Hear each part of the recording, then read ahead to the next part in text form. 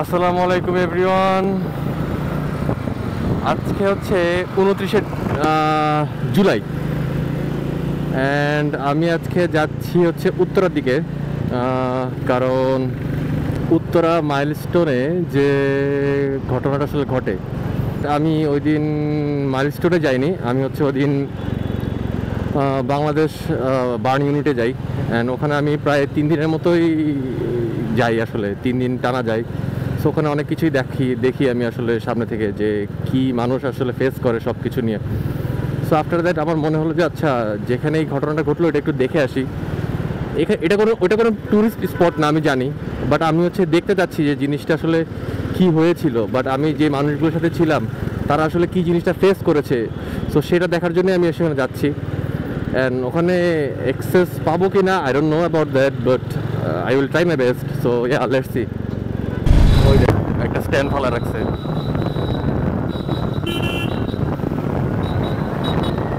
Stand stand stand. এই এলাকার অবস্থা খুবই খারাপ, আর এটা মাইলস্টোন আমি জানতামও না। ফর দ্য ফার্স্ট টাইম দেখলাম লাইফে এটা milestone. Abdullah. Abdullah, thank you.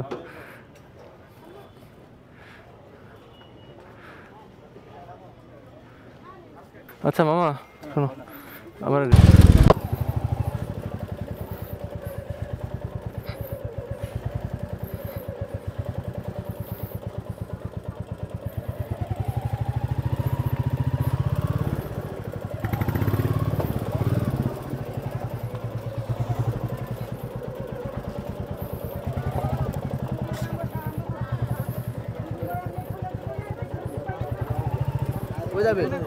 এদিকে রাখতাম।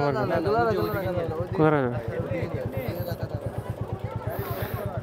মামা? রেড ক্রিসেন্টে ঢুকতে পারতেছে না, রেড ক্রিসেন্টে যারা।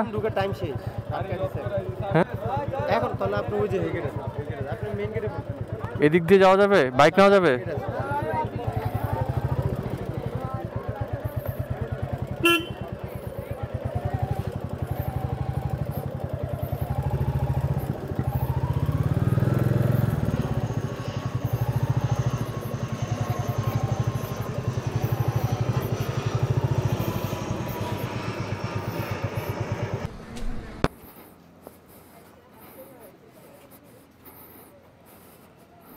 দেখি মামা, এখানে আসতে যে কত যে প্রবলেম হয়েছে আমার। আমি আসলে এখানে আসিনি, তো আসলাম। এগুলো হয়তো রক্ত দিয়ে, ব্লাড দিয়ে ভরে গেছিল আই থিঙ্ক। আল্লাহ আল্লাহ রে, কি অবস্থা একটা।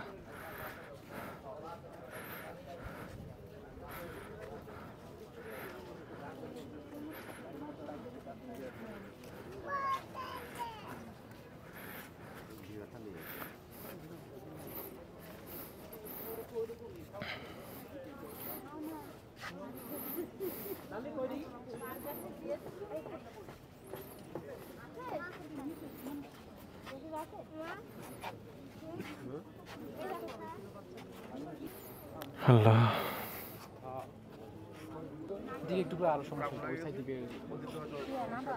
এই বাচ্চারা আসলে পারেই নাই কিছু করতে। ওরা ওরা এই রুমে কিচ্ছু করতে পারে নাই।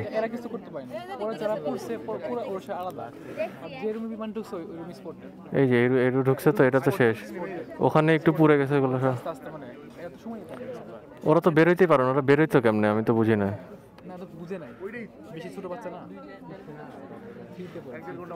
ওরা বেরোইতে পারছে, এই যে এই রুম যেগুলো ছিল।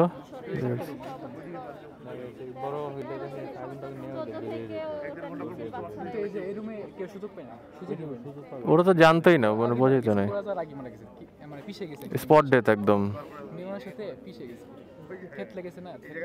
তুমি কি আসছিল আগে?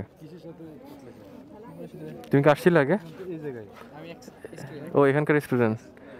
আমি ইয়েতে ছিলাম, আমি বার্ন ইউনিটে ছিলাম 2-3 দিন তোমাদের সাথে।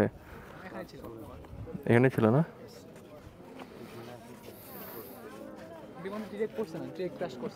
তুমি কি দেখছিলা এক্স্যাক্টলি?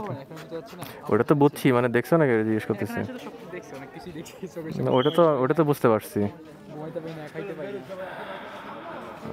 আমি আইসিইউর দিকে ছিলাম তো, তো ওই যে একটা মেয়ে ছিল ক্লাস 3-তে, রাইসা মনি। হ্যাঁ, ওকে খুঁজছিল, পাচ্ছিল না, পরে বডি পাইছে উপরে কিছু নাই খালে।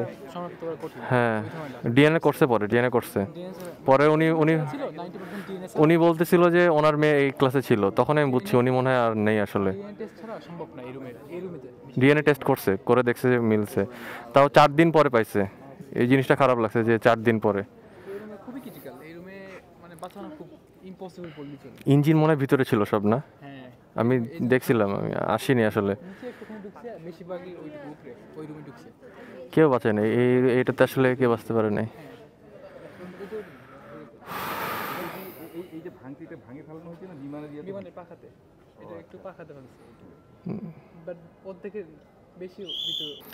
আল্লাহ,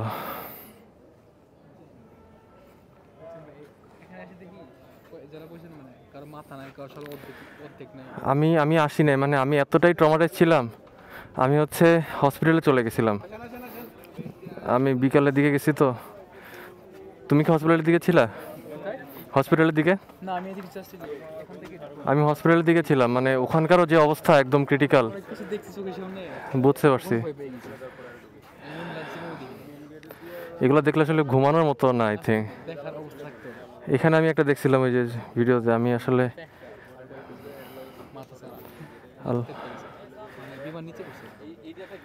আল্লাহ। আচ্ছা, তোমার নাম ভাইয়া?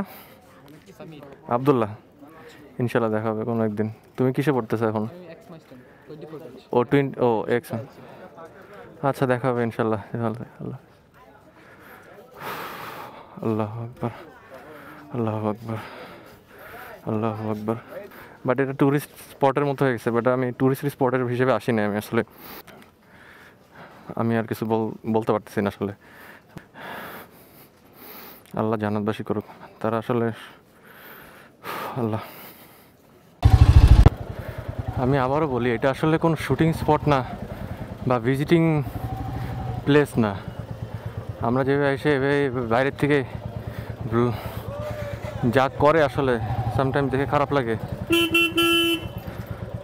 অ্যান্ড আমাদের সবারই হেদায়েত দিক আসলে আল্লাহ, এর থেকে বেশি কিছু বলারই নেই। আমরা নষ্ট করে ফেলি কিছু জিনিস, যেরকম এটা একটা শোকের জায়গা। এখানে কত মানুষ চলে গেছে, বাচ্চা চলে গেছে, বেবিরা।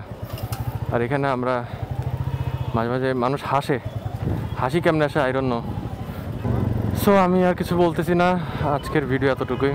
দেখাবো অন্য কোনো ভিডিওতে। আর আপনারা একটু বাচ্চাদের জন্য দোয়া করেন, সবার জন্যই দোয়া করেন যারা আসলে চলে গেছে। অ্যান্ড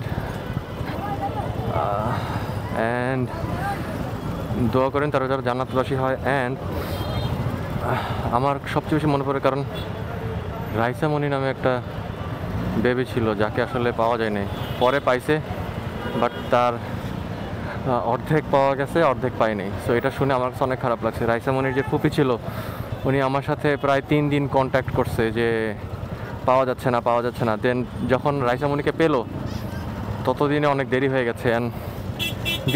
বলতে অনেক আগেই সে চলে গেছে। সো অনেক কিছু, যাই হোক, আপনারা ভালো থাকেন, সুস্থ থাকেন, বাংলাদেশ একটু উন্নত করুক, এটা দোয়া করি।